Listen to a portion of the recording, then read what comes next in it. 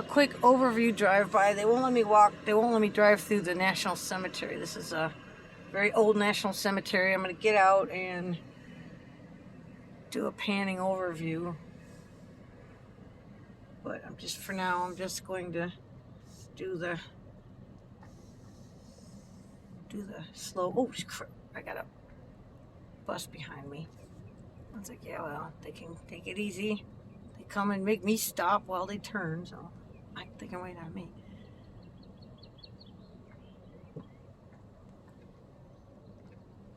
All the different graves. I'll get out and go to the wall. I don't think they're letting us in. They said foot traffic, but I don't see anywhere for people to get in. So I'll have a look, and then I'll see what I can see for getting in. Final resting place with dignity. Yeah, I'll get out. I'll go ahead and park, and I'll go ahead and park and show that part. The final resting place with dignity. Okay, now we're just going to come around, and there's something here. Looks like some kind of battleship. But it's all kind of under construction, so I'm not actually going to go there. It is some sort of primitive battleship.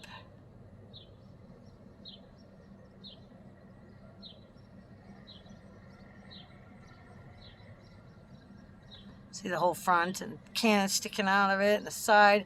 And it actually has a paddle wheel on the back, like a riverboat, because they probably put it in the Mississippi River.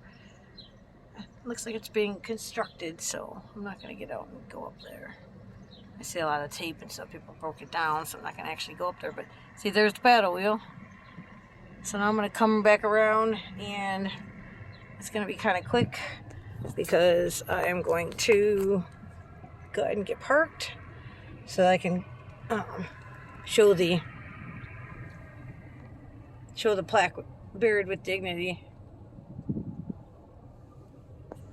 Giant magnolia tree. A lot of cool things going on there.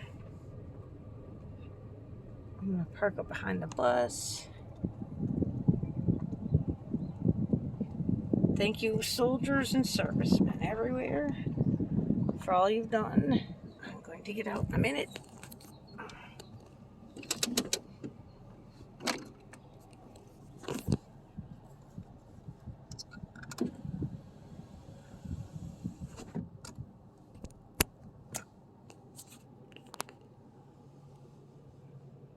I'm by myself, so this is entertaining.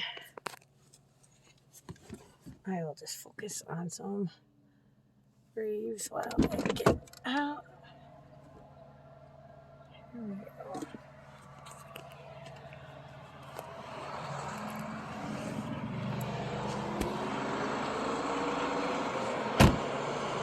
Battleship.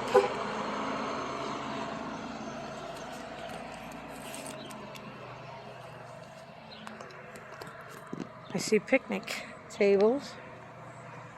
I see a road. I was told foot traffic only, but I don't really see any way in. The gates are closed, so I don't believe they're going to let us in because the gates that I see, that they're closed. But we can see quite well here. And these are newer ones. There's older ones further up the hill here. As I said, there's construction, so there's a little racket.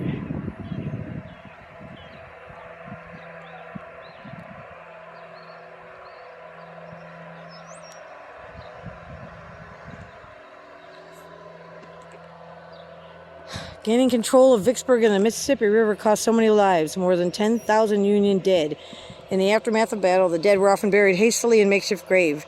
At hundreds of Civil War battle sites, the remains of fallen soldiers lay nearly forgotten, scattered in woods, fields, and roadside ditches. Horrible. People just scattered everywhere. National cemeteries were created in 1862 to provide a remedy, proper and honorable burials for the men who died in service. Established in 1866, Vicksburg National Cemetery holds the remains of 17,000 Union servicemen, more than any other national cemetery, and about 1,000 veterans of other U.S. conflicts. To honor and remember, at the close of the Civil War, The federal government conducted a massive search for the temporary graves of Union soldiers and sailors. The remains of nearly 300,000 men were eventually reburied in national cemeteries. Many have never been identified, their graves marked by simple square blocks. National cemeteries were initially for Union burials only. The remains of about 5,000 Confederate veterans who died at Vicksburg lie in Cedar Hill Cemetery in an area called Soldiers' Rest.